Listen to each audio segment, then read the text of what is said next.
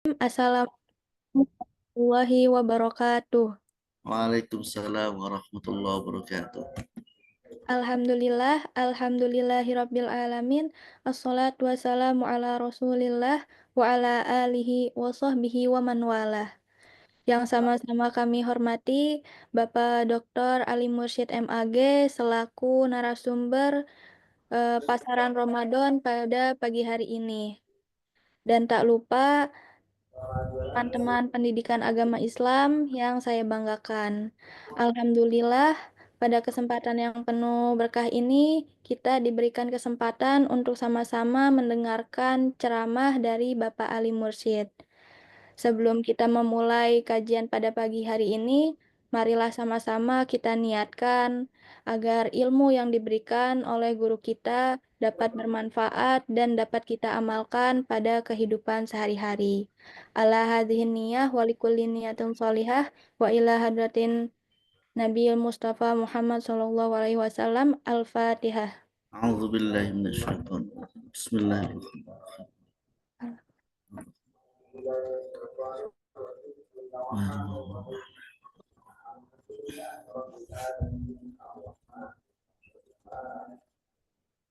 Baik, kepada Bapak Ali Mursyid dipersilahkan. Assalamualaikum warahmatullahi wabarakatuh. Waalaikumsalam Alhamdulillah warahmatullahi wabarakatuh. wassalatu wassalamu ala Rasulillah wa ala alihi wa ashabihi wa mawal amma ba'du.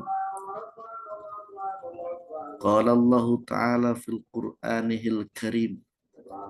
A'udzu billahi minasyaitonir rajim. A'udzu billahi minasyaitonir rajim. Bismillahirrahmanirrahim. Kutiba alaikumus syiyamu kama kutiba alal ladzina min qablikum la'allakum tattaqun. Qala Rasulullah sallallahu alaihi wasallam, man shoma ramadhana imanan wa ihtisaban ghufira lahu ma taqaddama min dambihi.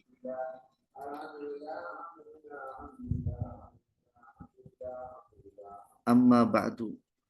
Rekan-rekan mahasiswa, mahasiswi PAI Fakultas Ilmu Tarbiyah dan Kependidikan UIN Syarif Hidayatullah dimanapun Anda berada.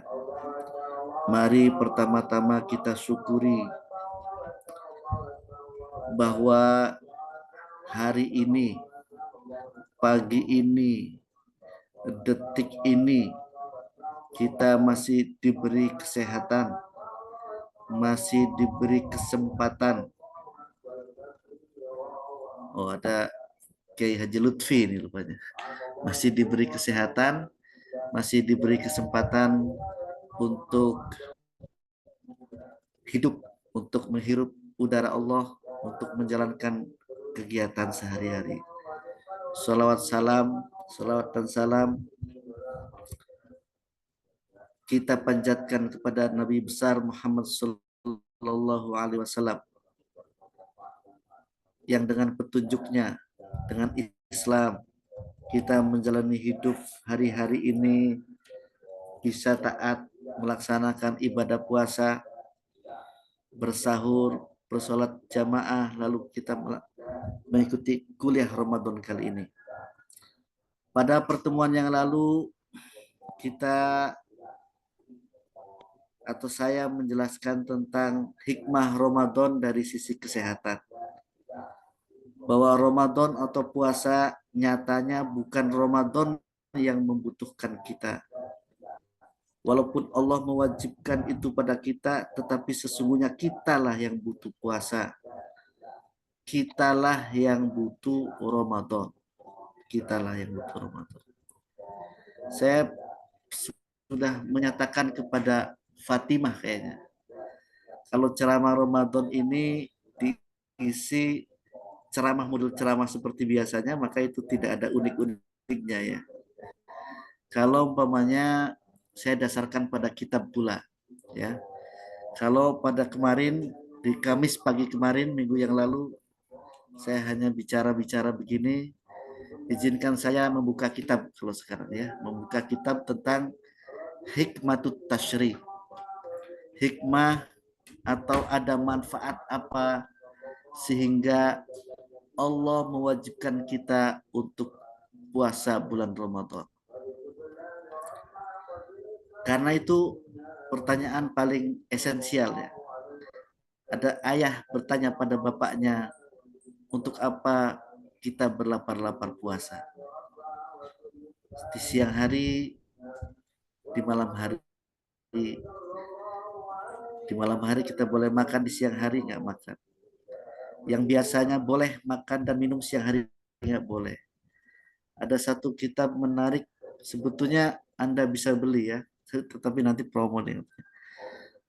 Maksud puasa ini apa? Itu ada ditulis oleh Izzuddin bin Abdussalam. Nama kitanya adalah Maqasidus Saum. Maqasidus Saum adalah maksud Allah untuk kemaslahatan manusia dalam ibadah puasa ini. Kitabnya gratis, nanti saya share ke Fatimah ya. Sudah dalam bentuk PDF, sudah diterjemah. Kalau di grupnya Pak Haji Lutfi sudah saya share juga. Tapi yang akan saya baca bukan itu. Kalau itu kepanjangan.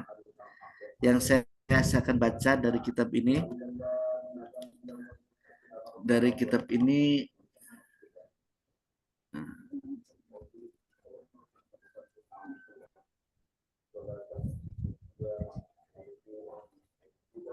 sudah kelihatan? Belum, Pak.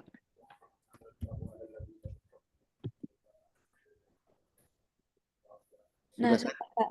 Nah, ini.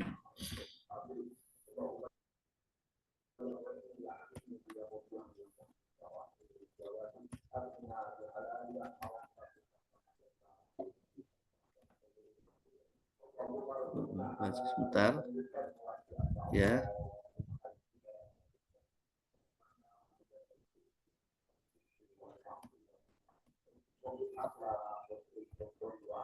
Saya mau nunjukin dulu ini kitab apa namanya ya. Tapi kok sebentar.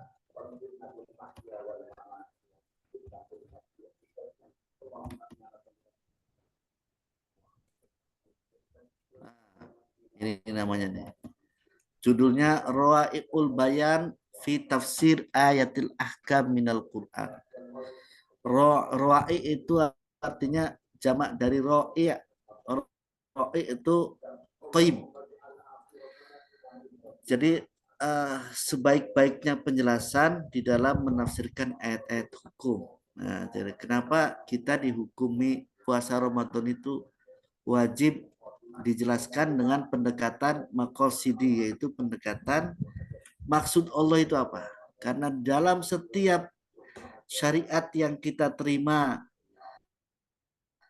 syariat perintah dari Allah kepada kita, baik berupa ibadah, ketentuan ibadah itu kita harus sholat, harus puasa, harus zakat, kemudian kita juga wajib haji, kita dalam bermuamalah kita juga harus berbaik-baik kepada orang tua, berbuat baik kepada anak dan istri kita, berbuat baik kepada tetangga, itu semua itu bukan untuk Allah, bukan untuk Tuhan, tetapi untuk kita sendiri sebagai manusia, keuntungannya. Makanya di dalam Al-Quran, di dalam ajaran Islam ada yang disebut maqasidus syariah.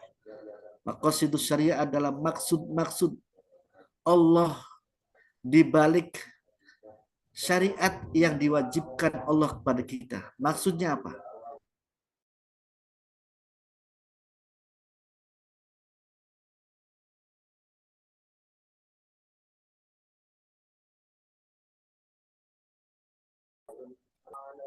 Pertama, khifduddin, menjaga agama. Maka kita tidak boleh murtad. Kita tidak boleh mencampur baru agama, itu menjaga agama. Kemudian yang kedua, khifdun nafas, menjaga jiwa. agama ini turun, Islam itu turun, Quran itu turun kepada kita, selain untuk menjaga akidah kita, karena dengan akidah yang benar kita akan selamat di dunia dan akhirat. Dengan berislam yang benar kita akan selamat di dunia dan akhirat. Kalau mas-mas, mbak-mbak, abang-abang, teteh-teteh, neng-neng lulus S1 itu hanya selamat sarjana. Selamat menjadi sarjana. Lalu S2 nanti selamat menjadi master. Kalau kita bisnis, sukses bisnis, tetapi belum tentu di akhiratnya. Tapi dengan agama kita benar, sholat kita benar, akidah kita benar, maka kita selamat, bukan hanya urusan dunia, tapi urusan akhirat. Itu hifdzuddin namanya. Ini dirumuskan oleh Imam Hujjatul Islam Al-Ghazali. Yang kedua, hifdzun nafas. Menjaga jiwa. Menjaga jiwa ini adalah perintah agama. Makanya orang yang membunuh dan yang dibunuh, al-qatil wal maqtul finnar. Yang membunuh dan yang dibunuh bukan karena kebenaran. Kita membunuh orang lain bukan karena membela diri. Bukan karena membela agama Allah. Itu dosa besar hukumnya. Orang yang berperang, perang A, perang B, karena urusan yang tidak ada benarnya oleh Islam, tidak dibenar, itu juga dosa besar. Al-qatil yang membunuh, dan yang dibunuh jika permusuhan carok umpamanya ya, terjadi rebutan cewek carok, itu semuanya salah, nggak boleh. Itu namanya hifdzun nafas. Bagian dari hifdzun nafas pula adalah jika kita terjadi pandemi seperti tahun 2019, 2020, 2021 sampai 22 kemarin, kuliahnya semua online. Itu bukan berarti kuliah tidak penting. Sholat Jumat pun boleh di rumah, bukan di rumah. Boleh tidak sholat Jumat, diganti sholat zuhur di rumah. Jika di daerahnya sedang banyak pandemi. Itu dalam kasus ini karena agama mementingkan hifdzun nafas, menjaga jiwa. Menjaga jiwa menjadi penting. Bahkan dalam usul fikih, kasus ini kasus ya. Jika seseorang demi menjaga jiwa, maka apapun dilakukan. Hifdzun nafas. Orang sakit, kita berobat agar sehat. Itu niatkan untuk menjaga jiwa. Itu dapat pahala. Karena berarti menjalankan syariat. Kemudian syariat diturunkan juga apa? Hifdzul akal, untuk menjaga akal. Sehingga khomer, narkoba diharamkan. Nah, termasuk tontonan porno di Android kita itu nggak boleh. Itu merusak akal. Cuma pemerintah belum tahu caranya ini. Memblokir yang begitu-begitu di HP itu gimana. Seperti dunia nerabas. Yang halal yang haram semua boleh. Ya. Padahal agama nggak begitu. Yang membahayakan akal itu pasti tidak boleh. Yang baik pasti boleh. Selukullu awamirillahi jilbul ala masoleh. Setiap perintah Allah pasti menarik kebaikan. Setiap larangan Allah pasti darul mafasid. Dilarang itu pati-pati, dilarang. Pati-pati itu apa ya? Ebong-ebong itu apa? Dilarang itu ada karenanya. Pasti karena demi mencegah kerusakan. Demi mencegah hal yang buruk. Makanya ada darul jilbul masoleh wa darul mafasid. Itu maksud dari disyariatkannya apapun pada kita. Bagian dari hifdzun nafas adalah maqasidus shaum. Tujuan kita berpuasa agar jiwa kita sehat. Karena kalau makan terus, maka kolesterol kita naik. Kita harus diimbangi dengan olahraga dan macam-macam.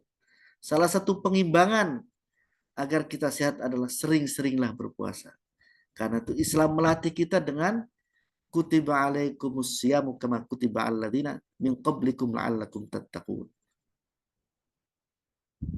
Ya, jadi itu. Kemudian khiftuddin, khiftun nafas, khiftul akal. Di antara menjaga akal adalah teman-teman semua ini berpendidikan tinggi. S1 itu menjaga akal. Artinya akal kita fungsikan. Kalau kita nggak fungsikan, maka akalnya mikir yang enggak. Ya.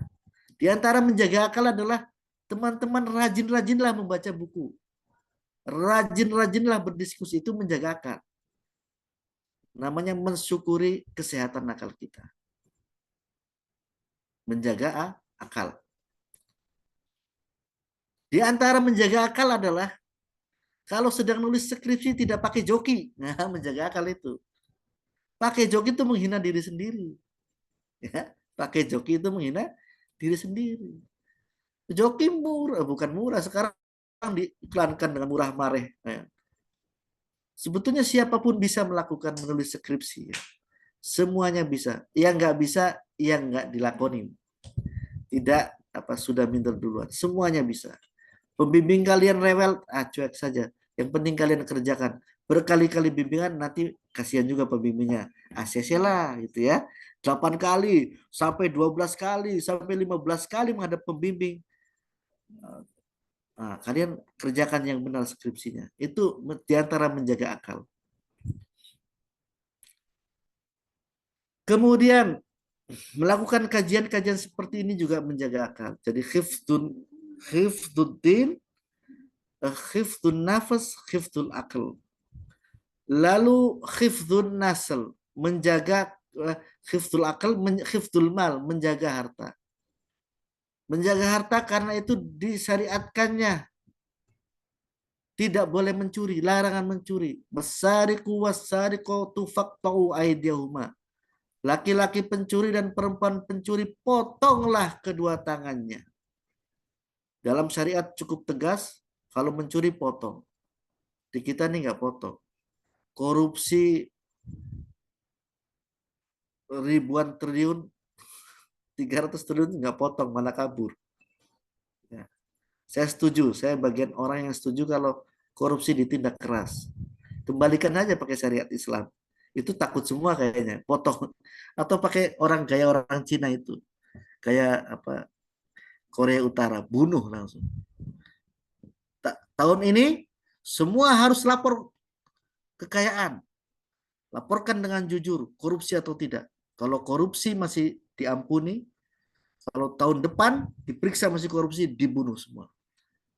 Maka itu tuh siapa tuh yang Kim Jong Un itu dia bikin peti mati, 1000 peti mati. Kalau ada korupsi, termasuk untuk dirinya. Kalau dirinya korupsi juga harus dimasukkan ke peti mati itu. Tanpa pengadilan langsung dieksekusi. Wah, itu tegas, saudara. Kalau tanpa pengadilan nggak baik, diadili dulu. Ya, kalau langsung mati, ini, potong tangan saja lah. Khusus untuk koruptor, potong tangan. Itu insya Allah itu. Langsung berhenti itu korupsinya ya. Karena faktor-faktor yang mendorong korupsi di negeri ini, menjadikan UKT kalian naik, itu apa? Korupsi. Menjadikan gaji dosen seret itu apa? Korupsi. Karena negeri ini kaya, teman-teman. Kalau kita naik kereta dari ujung Jawa, ujung timur Jawa sampai Banten, ujung barat Jawa, kita lihat sawah menghampar, hutan-hutan hijau. Coba lihat, tanya pada orang yang sudah pernah haji, pada yang sudah pernah umroh, apa Mekah Madinah seindah negeri kita? Jauh indah negeri kita, subur. Tapi kenapa di luar sana makmur, di sini kalian kuliah harus bayar mahal? Bahkan kata Sukatani, semua harus bayar. Ya kan, bayar-bayar itu bener itu. Mana ada sekarang SIM nggak nembak? Ya sedikit, 1001. Bikin SIM nembak lah. Bikin STNK nembak lah. Kenapa? Karena kalau nggak begitu susah dapat SIM-nya. Nah itu gimana? Mau jadi polisi, bayar polisi, itu betul. Itu namanya suara kebenaran.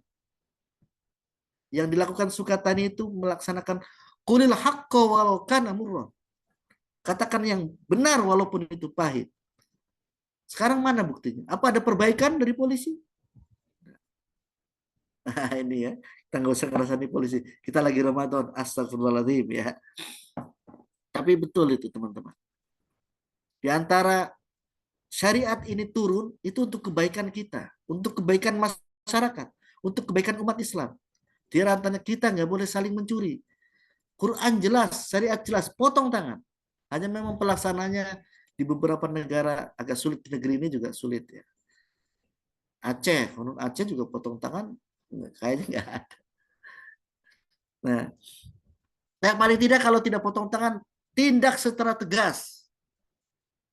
Maksud dari potong tangan adalah tindak hukuman tegas bagi yang merugikan harta, terutama harta masyarakat.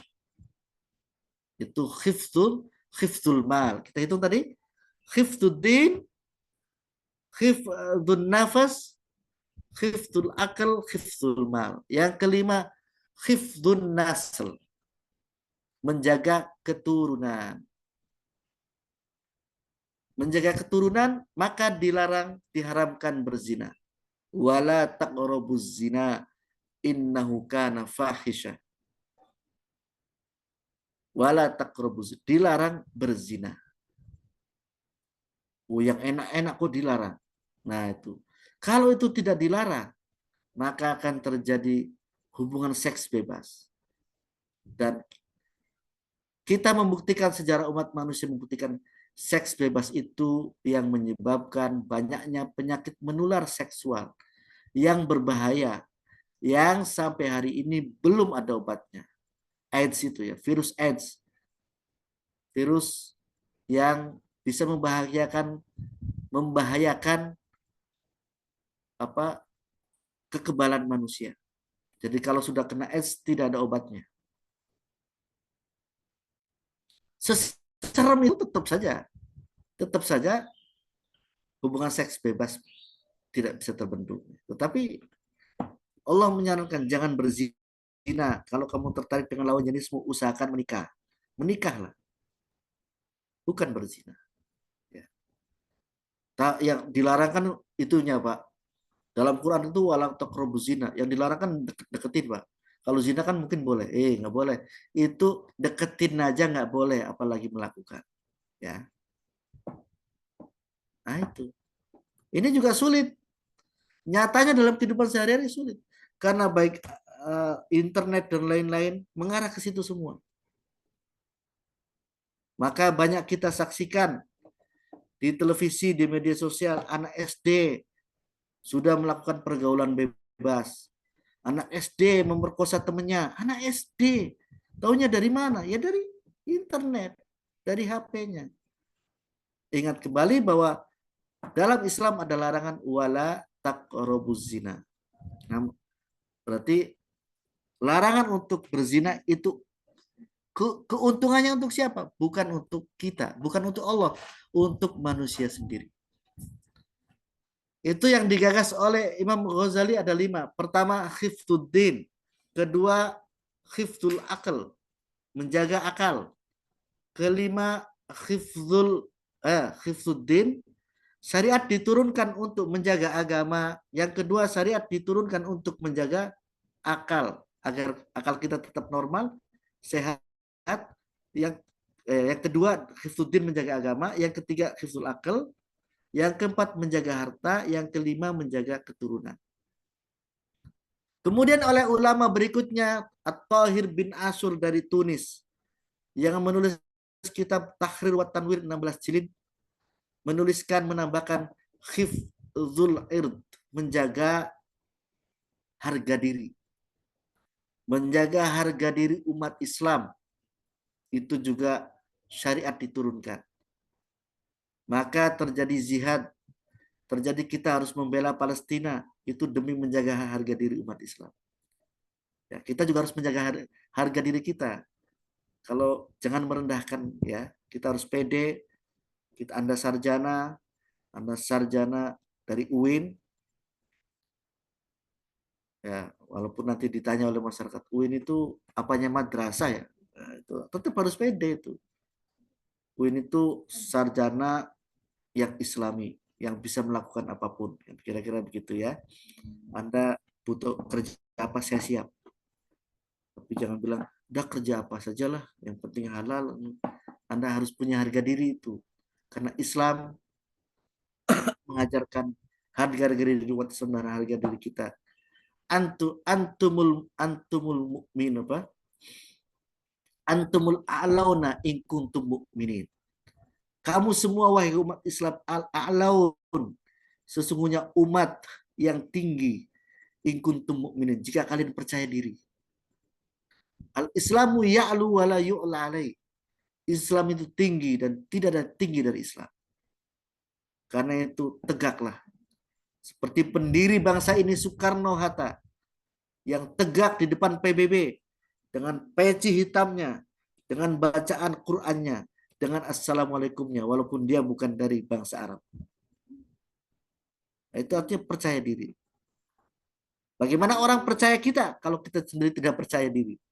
Nah, krisis percaya diri ini sekarang melanda umat Islam di seluruh dunia.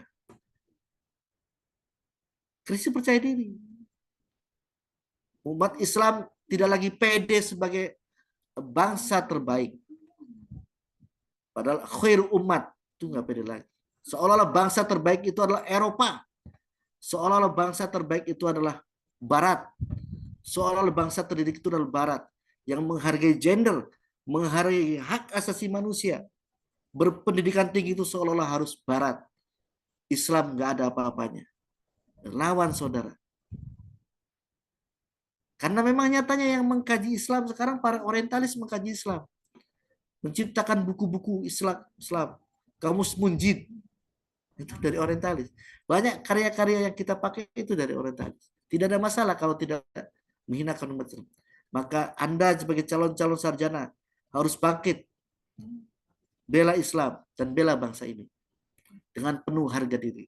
Karena itulah Al-Quran atau syariat diturunkan. Pertama tadi, syariat diturunkan untuk menjaga agama. Karena kalau agama kita nggak kuat, maka kita bisa tidak selamat di dunia dan akhirat. Yang kedua, menjaga nyawa. Islam, Quran diturunkan itu untuk menjaga nyawa umat Islam. Agar tidak dibunuh, agar tidak saling bunuh. Yang ketiga, menjaga akal kita agar sehat. Karena dengan akal sehat, kita bisa menjalankan kehidupan dengan normal dan sehat. Keempat, menjaga harta. Kalau harta umat Islam tidak saling mencuri, aman, maka bereslah. Ya. Kemudian menjaga keturunan agar tidak terjadi keturunan yang kacau. Tidak ada seks bebas. Nah, menjaga keturunan ini sekarang ini dikontekstualisasikan menjadi menjaga kesehatan reproduksi. Menjaga kesehatan reproduksi. Jadi kalau rekan-rekan mahasiswa nanti mau menikah umpamanya, maka cek dulu di dokter masing-masing pasangan apakah semuanya sehat secara reproduksi, itu penting. Agar nanti umpamanya kalau sudah menikah, kok tidak punya anak-anak, yang disalahkan biasanya oleh masyarakat hanya perempuan, ya kan? Oh, perempuannya mandul. Belum tentu. Padahal jangan-jangan laki-laki yang. Saya tuh cek masing-masing pasangan, apakah calon pasangannya ini subur atau sehat atau tidak. Subur atau tidak. Itu penting. Kemudian silakan melakukan pendidikan sebelum nikah. Apa namanya? Pendidikan pranikah ada sebetulnya di KUA atau di mana ya? Ada, harusnya ada itu. Jadi dikasih tahu bahwa menikah itu begini, bukan hanya urusan enak-enaknya, tapi ada urusan tanggung jawabnya. Karena banyak mahasiswi atau mahasiswa lagi skripsi nikah. Nikah yang terjadi bukan lagi buku yang dibaca untuk skripsi, bukan. Tapi yang dibaca apa? Yang dibaca buku menu. Buku bagaimana masak. Akhirnya skripsinya nggak jadi-jadi. Yang dibaca buku masak. Karena ingin membahagiakan suaminya dengan masakannya. Karena katanya cinta istri adalah tercermin dari masakannya. Kan ada begitu. Akhirnya belajarnya masak, bukan belajar nulis skripsinya. Kemudian yang laki-laki juga karena merasa si mahasiswa juga, wah saya punya istri, saya harus bertanggung jawab. Harusnya dia bikin skripsi apa coba? Dia malah nge-grab. Ya bukan salah nge-grab itu. Kan lumayan dapat 100-200 ya untuk jajan sehari itu. Tetapi apa? Yang tertinggal adalah nulis skripsinya. Nah, itu ya. Jangan begitu. Nikah, perhitungkan kalau nikah. Perhitungkan bagaimana setelah nikah. Maka sebelum nikah, diperhitungkan secara baik, lakukan pendidikan pranikah, lakukan cek kesehatan. Nah, itu demi apa? Demi hifdzun nasl, menjaga reproduksi yang sehat. Agar nanti beranak pinak sehat, agar berkeluarga menjadi sehat, tidak kelimpungan dalam ekonomi, kelimpungan dalam bersikap, dan lain-lain, sehingga studi Anda semua terbengkalai. Nah, itu ya, jadi perhitungan baik-baik. Kemudian itu oleh Ibnu Ashur. Ada ulama kita namanya Profesor Mu'ti Ali. Baru wafat beberapa tahun. Ya. Dia Surya di NU, di MUI. Itu mengusulkan satu lagi. Bahwa tujuan diturunkannya syariat adalah hifdzul bi'ah. Menjaga lingkungan hidup. Maka ada hadis menyatakan, kalau besok kiamat dan Anda mau menanam pohon, tanam saja pohon itu. Itu artinya menanamkan, gemar menanam pohon, menjaga lingkungan hidup. Di Mekah, pohon-pohon yang kita temui kalau waktu umroh dan haji tidak boleh kita potong-potong. Itu adalah salah satu cara syariat mencontohkan bagaimana memelihara pohon sehingga diharamkan untuk ditebang kalau di Mekah. Nah, kalau di kita kan boleh ya. Itu. Jadi menjaga lingkungan hidup. Nah ini kita di UIN teman-teman ya, kos di Ciputat ya. Sekarang sih online. Nanti datang ke kos-kosan Anda, kita lihat selokan-selokan di daerah Ciputat rata-rata hitam dan bau. Itu betapa tidak. Jadi Islam itu bukan hanya rajin, harusnya bukan hanya baiknya itu ketika sholat di musola, bukan hanya sebaiknya itu ketika sholat di masjid, tetapi baiknya juga selokan di depan rumahnya harusnya bersih. Ya, kalau bisa tanam pohon, tanam pohon. Itu bagian dari syariat Islam, bagian dari itu. Nah, itu ya. Kita memuji pada direktur gubernur kita Jawa Barat ya, gubernur Jawa Barat sekarang memprotes beberapa proyek di puncak yang merusak lingkungan hidup. Terlepas dari Pak Gubernur ini pencitraan atau tidak, tapi yang dilakukan itu mulia, menjaga lingkungan hidup. Betul itu teman. Itu ada perintahnya dalam agama. Untuk menjaga lingkungan hidup jelas ada perintahnya. Nah, kalau itu ya. Nah, ini masih ada 15 menit, saya bacakan. Lalu bagaimana dengan puasa? Jadi itu saya menjelaskan bahwa apapun yang diperintahkan agama Islam dan dilarang Islam itu semua kebaikan jalbul masolih li ibad, menarik kebaikan untuk kita sebagai hambanya. Kebaikan di mana? Fil ajil wal ajil, di dunia dan akhirat. Ya, bukan untuk Allah. Agama, syariat, sholat, puasa kita bukan untuk Allah, tetapi walaupun ya kita bilang semoga diterima Allah, itu maksudnya biar sah di mata Allah. Tetapi manfaatnya sebetulnya untuk kita. Manfaatnya untuk kita. Oke, kita masuk, kita beroil bayan. Kita masuk ke puasa apa ininya. Nah, Faridatus Siyam, ayatnya ini ya. Jadi ayat puasa itu 183 sampai 187 Al-Baqarah. Kita lihat itu setelah menuliskan ayat-ayatnya, lalu tafsir ini menuliskan tahlil menuliskan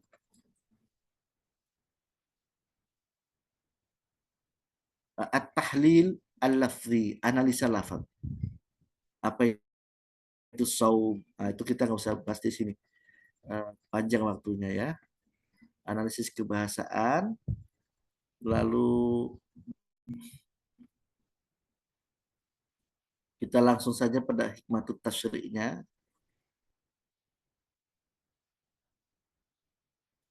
Setelah analisis kebahasaan, al-makna ijmalinya, makna singkatnya, pesan singkat dari ayat-ayat puasa itu apa? Nah, kan pesan singkatnya apa? Kemudian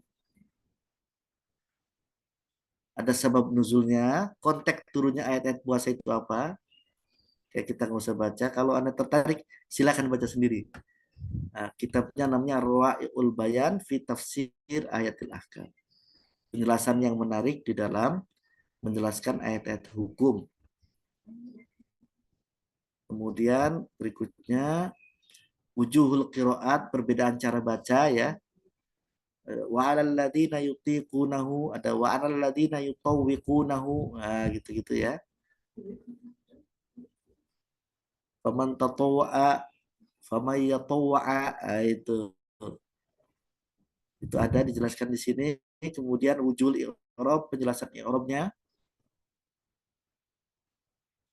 Lataiful isyarah, penjelasan yang mendetailnya.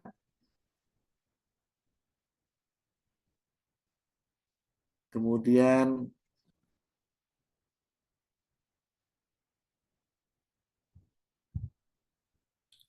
al-ahkamus syar'iyyah, hukum-hukum yang ditimbulkannya. Nah, jadi lengkap ya dari mulai analisis bahasa sampai istinbatul ahkam, penetapan hukumnya. Ini belum ada, Pak, ada terjemahannya belum? Belum. Ini belum ada terjemahannya. Silakan Anda mau terjemahkan. Ini menarik ya. Kemudian terakhir itu ada ini.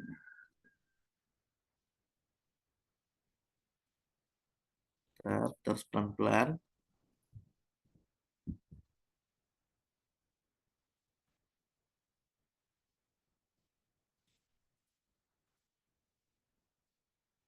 Ya, terus. Oh, panjang ya.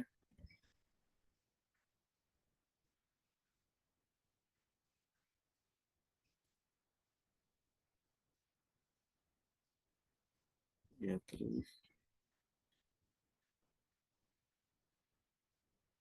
Nah, kesimpulannya ya. Syiamu syari'atun li jamil umam.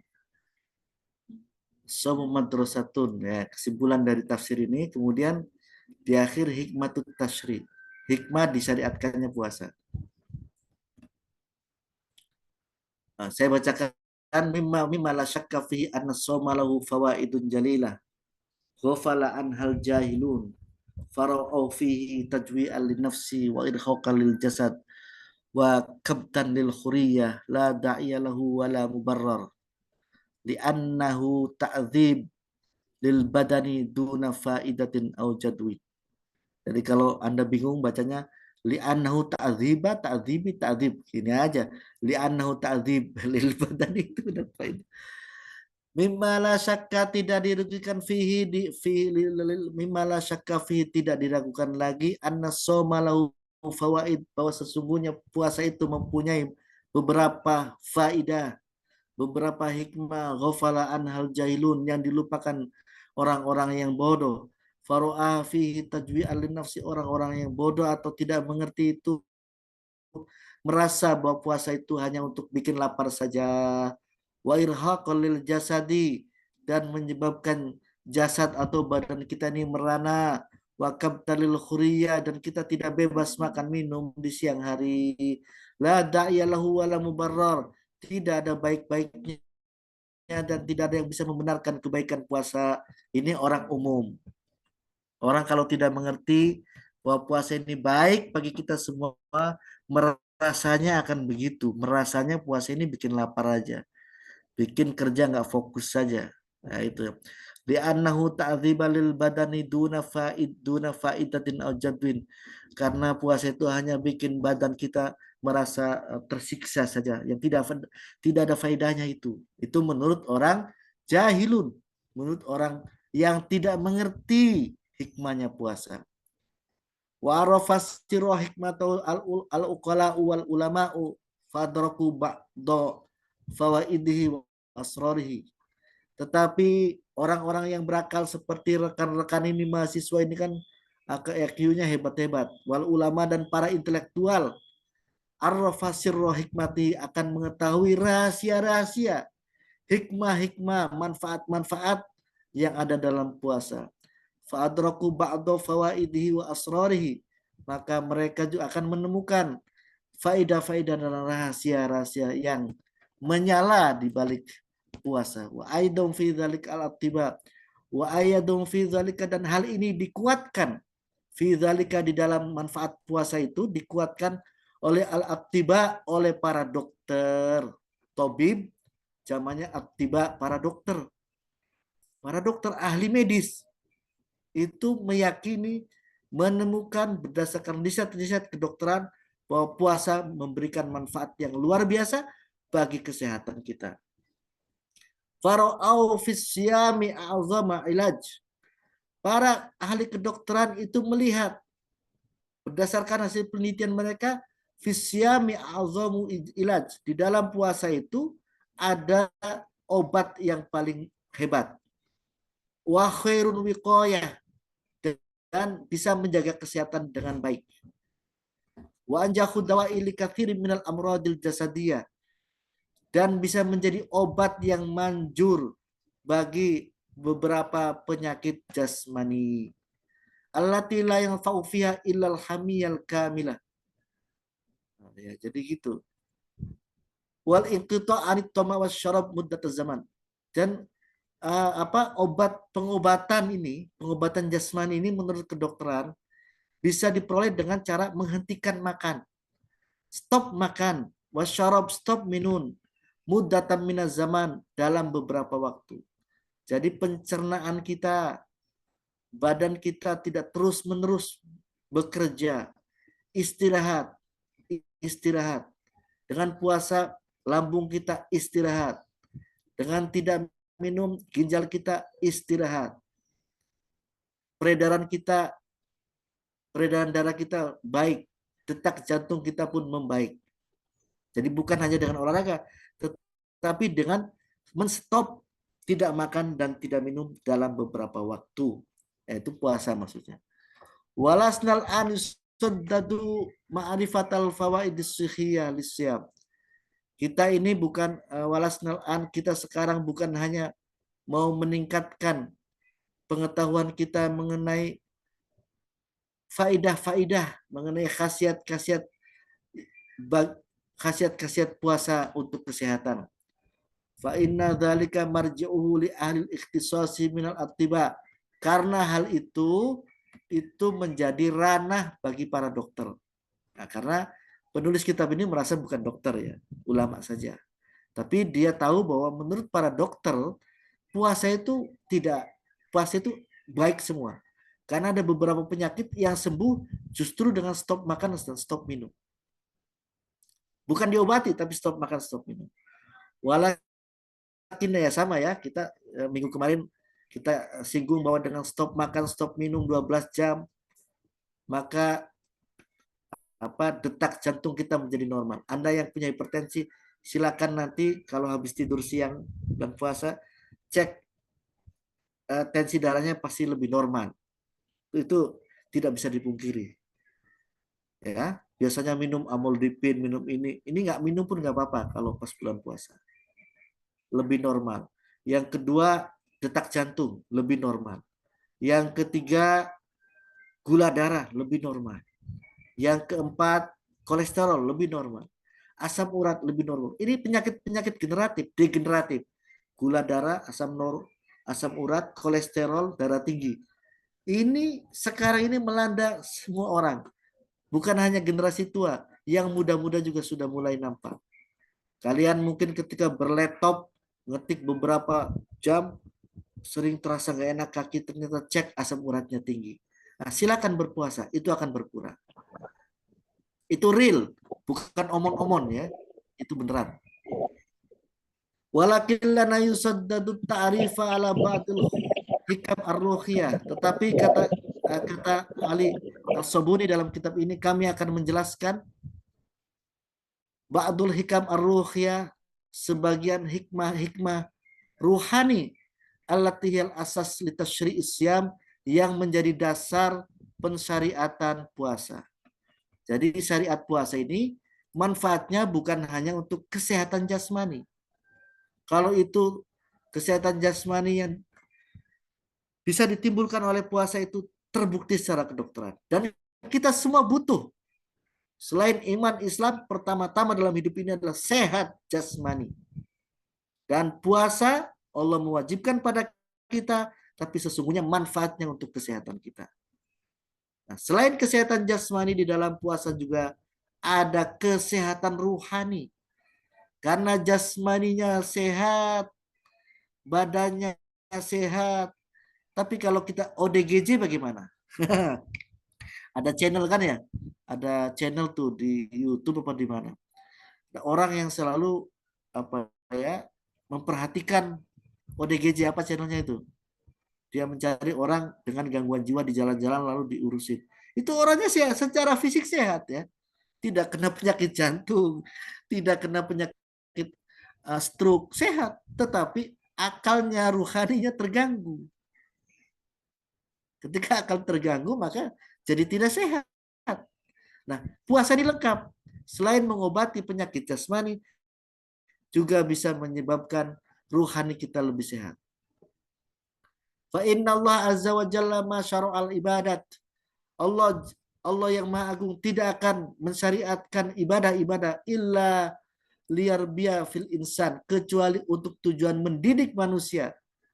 Malakata taqwa, untuk memperoleh ketakwaan, waliyauduhu alal khudu, dan supaya tunduk kepada syariat Allah, wal ubudiyah, dan meningkatkan ibadahnya, wal idgham li awamirillahil alil qadir, dan taat kepada perintah-perintah Allah. Ya, sebentar lagi ya. Fasyamu ubudiyatulillah, puasa itu adalah ibadah kepada Allah. Wa imtithalul li awamirihi, dan menjalankan perintah-perintah Allah. Wa itqa'u li harum li hurmatihi, li harmati, dan takut melanggar ke pengharaman-pengharaman dari Allah. Wa lihadza ja'a fil haditsul qudsi kullu amal ibni adam, misalnya. Setiap amal ibnu Adam lahu, baginya, illa shaum. Setiap amal ibnu Adam yang baik-baik itu ada pahala, dan pahalanya bagi anak Adam.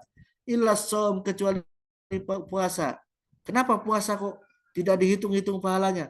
Fa innahu, maka sesungguhnya puasa, li, itu urusan Allah, wa ana adzibi, dan saya Allah langsung, bukan pahala. Saya Allah langsung adzibi, yang akan membalas orang yang berpuasa. Yad'u ta'amahu, orang berpuasa itu mencegah makan. Wa syarabahu, dan mencegah minum. Wa syahwatahu, dan mencegah syahwat. Karena Allah, maka Allah yang akan urus. Kalau Allah yang urus, apa yang enggak, ya. Nah, salah satu hikmah puasa, ini waktunya habis, diterangkan di sini, adalah di ayat-ayat puasa kan, wa idza sa'alaka ibadi anni fa inni qarib. Ketika hambaku bertanya, ketika hambaku meminta padaku, bertanya tentang aku, fa inni qarib, maka sesungguhnya Allah Maha dekat. Nah, ketika puasa Allah lebih dekat lagi, teman-teman. Ujibud da'watad da'i idza da'an. Allah akan saya akan, apa katanya? Mengijabah doa orang-orang yang berdoa. Nah, ayat ujibud da'wati idza da'an falyastajibu, saya akan mengabulkan orang yang berdoa, itu konteksnya orang yang berpuasa. Anda punya keinginan apapun, puasalah. Maka insya Allah, Allah berjanji ujibud da'watad da'i idza da'ani. Itu di dalam ayat-ayat puasa tadi. Ayat Al-Baqarah 183 sampai 187. Nah, itu ya. Jadi puasa ini menjanjikan kesehatan jasmani, menjanjikan kesehatan ruhani. Kita tambah sabar dengan puasa. Sabar menunggu buka. Jadi, nah ini kita sudah berpuasa ya, berapa hari nih? Sudah 13 hari ya. Mau 13 apa sudah 13? Mau 13 ya. Jangan kemudian merasa, oh ini saya dijanjikan puasa ini. Berarti la'alakum tattaqun, saya udah bertakwa berarti. Bukan begitu maksudnya. Bukan begitu maksudnya. La'alakum tattaqun dalam kitab tadi dikatakan puasa itu menjadi sarana untuk kita berlatih. Berlatih apa? Allah melatih kita untuk tidak makan barang-barang yang halal sebetulnya. Minum air putih itu kan halal. Air putih. Tadi habis sahur ya. Ini halal. Tapi kalau saya minum sekarang menjadi haram.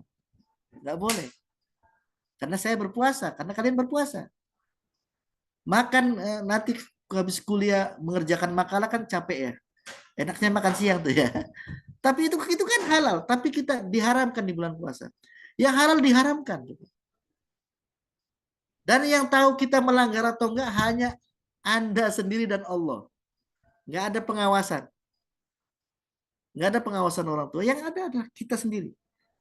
Kita merasa diawasi Allah enggak ketika puasa. Tidak makan, tidak minum, tidak berjima, tidak membuka gambar-gambar yang porno dan lain-lain. Minimal jam 6, bukan jam 6, habis imsak, habis subuh, habis adzan subuh sampai maghrib. Bisa enggak? Nah, kalau bisa itu latihan, kata kitab tafsir tadi. Itu latihan agar kita patuh kepada Allah. Agar kita sabar, patuh dan merasa Allah mengawasi kita. Merasa Allah mengawasi kita. Itulah yang dilatih ketika kita puasa. Tanpa kita merasa diawasi oleh Allah, kita akan minum. Tanpa kita merasa diawasi oleh Allah, kita akan melakukan hal-hal yang buruk di tengah kita melakukan puasa. Dan itu mengurangi pahala ibadah puasa kita. Nah, dengan berlatih merasa diawasi Allah sehingga tidak makan, tidak minum, tidak berjima dan tidak melakukan hal-hal yang mengurangi pahala ibadah puasa kita. Itu harapan Allah adalah la'allakum tattaqun. Allah menyiapkan kita semua agar lebih bertakwa. Menyiapkan loh. Di situ kita menyiapkan, bukan langsung jadi orang takwa. Menyiapkan kita agar lebih bertakwa. Agar siap menjadi orang muttaqi. Nah, bagaimana kalau dalam persiapan itu kita gagal? Nah, itu gagal makan, minum, atau yang lain-lain yang buruk-buruk bertentangan dengan puasa. Saya pikir Mohon maaf, waktunya ini habis sudah ya. habis. Ya.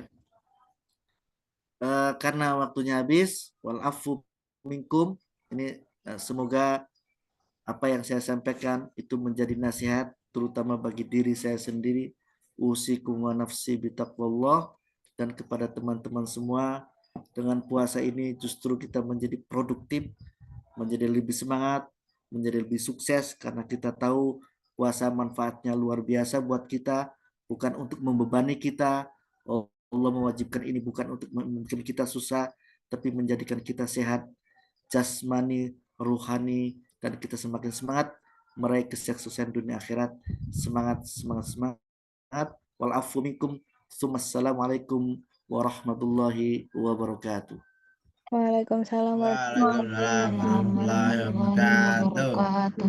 Baik, Bapak, terima kasih ya. Terima Ya, kasih sudah ya, saya pamit dulu.